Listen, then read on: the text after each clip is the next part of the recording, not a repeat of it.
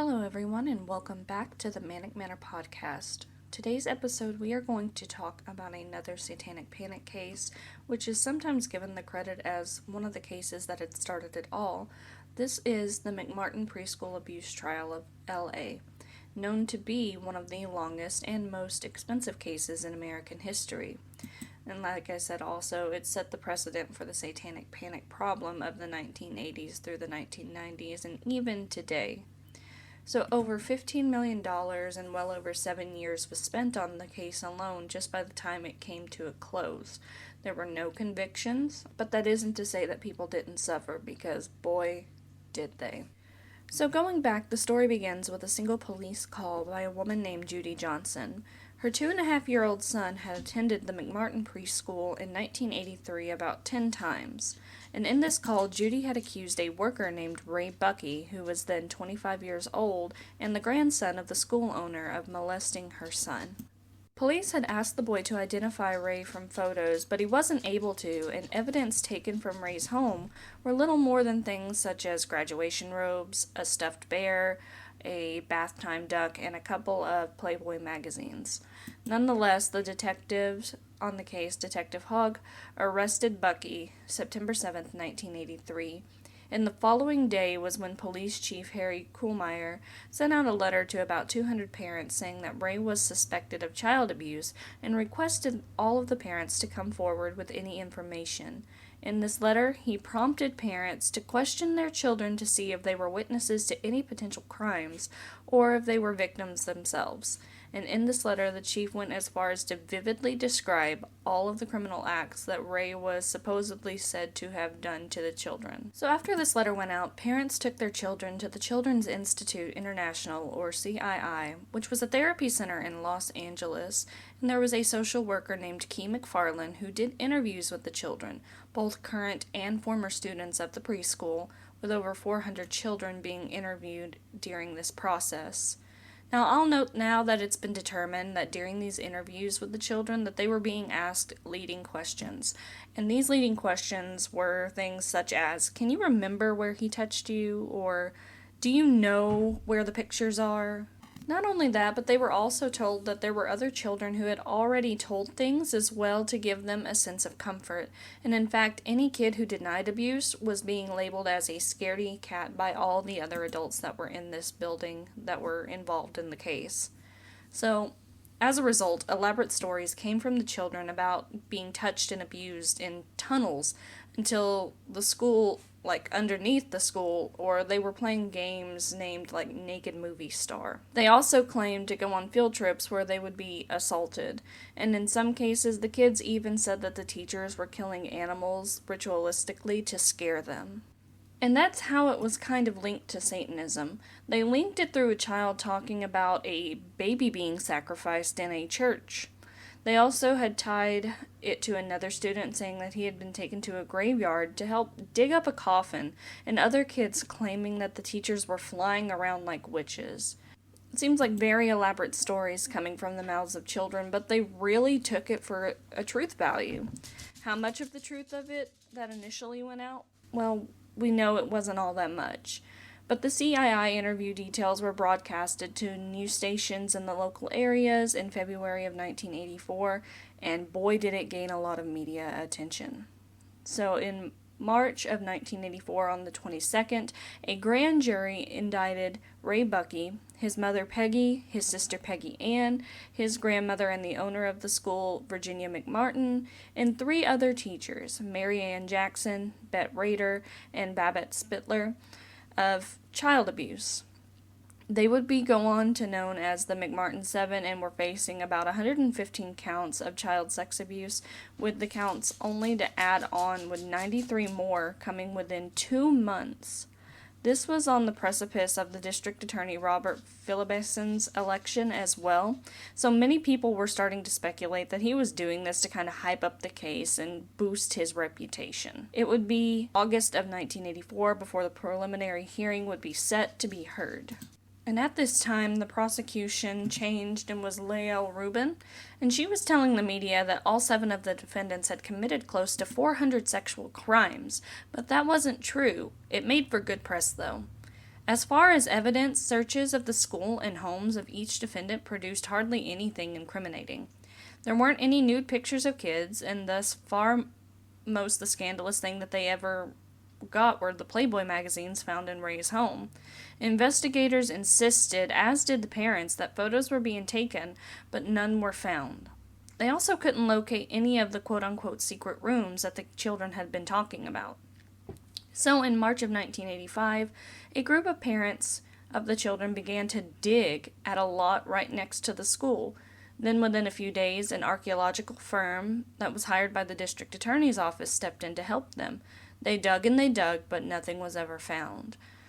Now, during the hearing, Key McFarland testified that the abuse was able to go on for so long because the children either suffered denial syndrome or they were afraid that if they revealed any secrets, they would be severely punished to the point that they may actually die themselves. The defense played the tapes and showed the therapist named Sean Connerly telling a child being interviewed that over 100 kids had already given up yucky secrets and that the teachers at McMartin were sick in the head and deserved to be beaten up. They played this to show that they were leading the children and using subtle pressure to persuade the children. Testimony from the children were riddled with inconsistencies and contradictions, and much like the interviews were rather intense and bizarre. One story was that they had to perform somersaults while nude and have their picture taken. By September of 1985, prosecution began to spring forth doubts in the case. One prosecution member was quoted by saying, "Key McFarland could make a 6-month-old baby say that he was molested."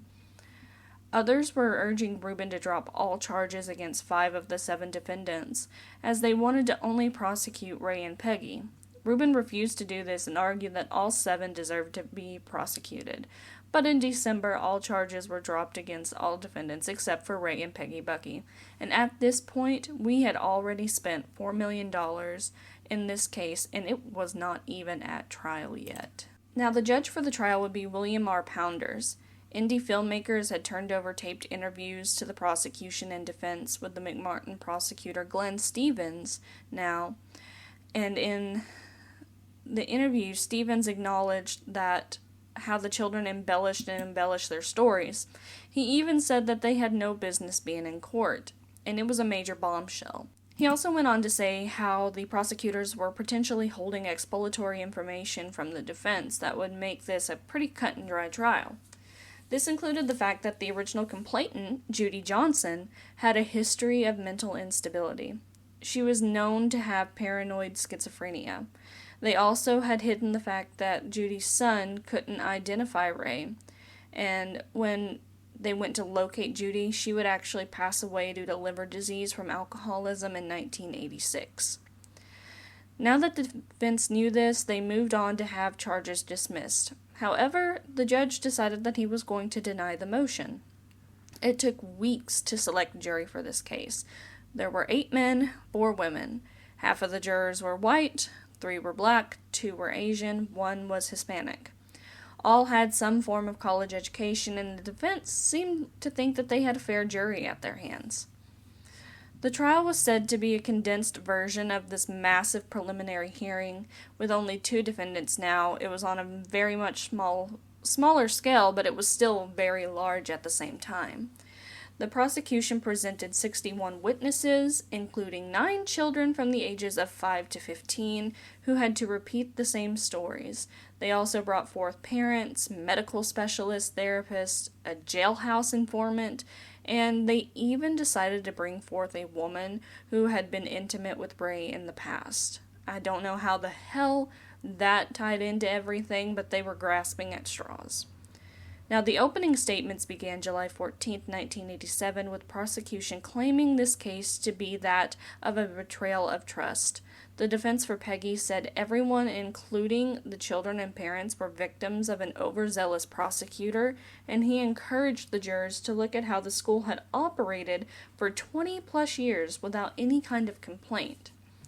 The defense in cross-examination went to the tapes that countered testimony from the witnesses on the prosecution table.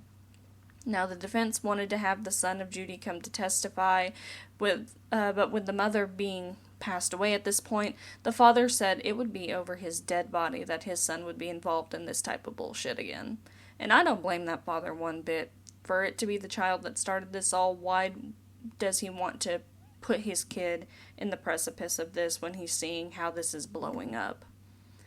Now, therapist Key McFarland seemed to be the key witness, with even the judge questioning her methods to interviewing the children as she defended those methods.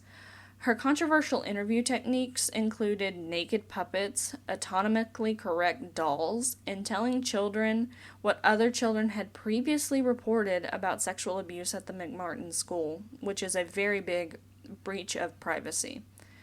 Now, the defense brought in Dr. Michael Maloney, who had been a psychiatry professor at USC, who discredited McFarland's techniques as well.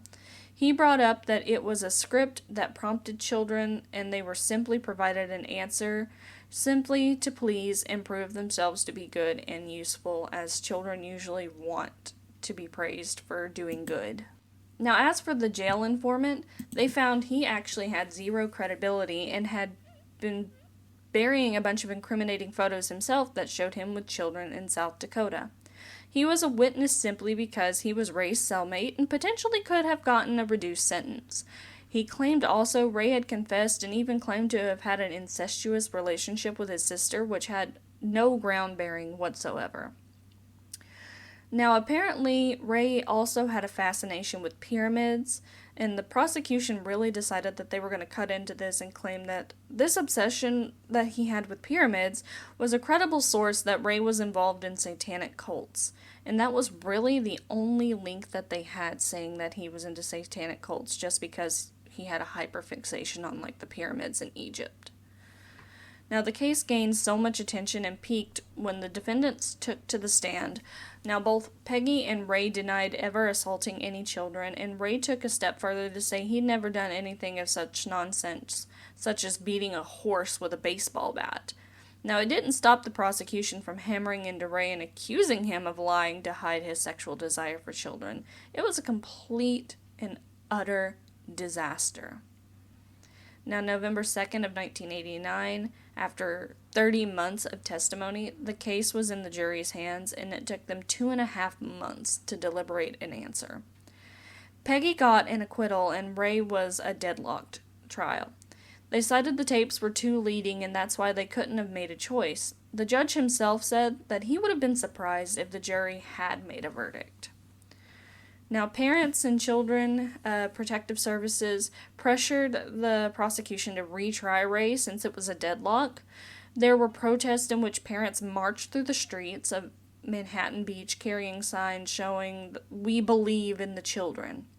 There was a TV poll done, showed 87% of people thought Ray was guilty in the surrounding area. So they did a retrial that was underway with new prosecution and a new judge, and this case was more locked in and focused on 3 kids instead of an entire school, and with only 11 witnesses, so it's really narrowing down. One of the witnesses on the stand told Ray she was so angry that she could kill him right then and there, which definitely made for a lot of press. And McFarland was not called in for the prosecution on this one, but more on the defense side for a witness. Now, jury deliberations were excruciation, as they explained, and took 3 months to decide. They leaned towards an acquittal on 6 counts and conviction of 1, which led to, once again, another deadlocked mistrial. Ray wasn't tried a 3rd time, and the charges were eventually dismissed. By the end of this, $15 million had been spent, and Ray had spent 5 years in jail before even being released, not to mention losing jobs, homes, as well as their reputation and savings. Ray was quoted as saying, "Those poor children went through hell, but I'm not the cause of their hell, and neither is my mother. The cause of their hell is the adults who took this case and made it what it was." Now, this caused a major backlash too, where children lost essential communication needs because people were afraid to even hug their children in California following the case, especially when it came to daycares. And the mass hysteria that resulted in this case led to a domino reaction that has yet to stop to this day. And that is the case of the McMartin Preschool Abuse Trial of LA. So I want to thank you guys for listening in on today's episode. If there's anything you would like to add in or any comments you would like to make, please feel free to do so. You can reach out at manicmanorpodcast@gmail.com. You can also reach out on Facebook or Instagram at Manic Manor Podcast. And if you feel so inclined, you can donate on Patreon, patreon.com/Manic Manor Podcast. So until the next episode, I hope you all have a wonderful day. You stay cool out there and enjoy the summer. Bye-bye.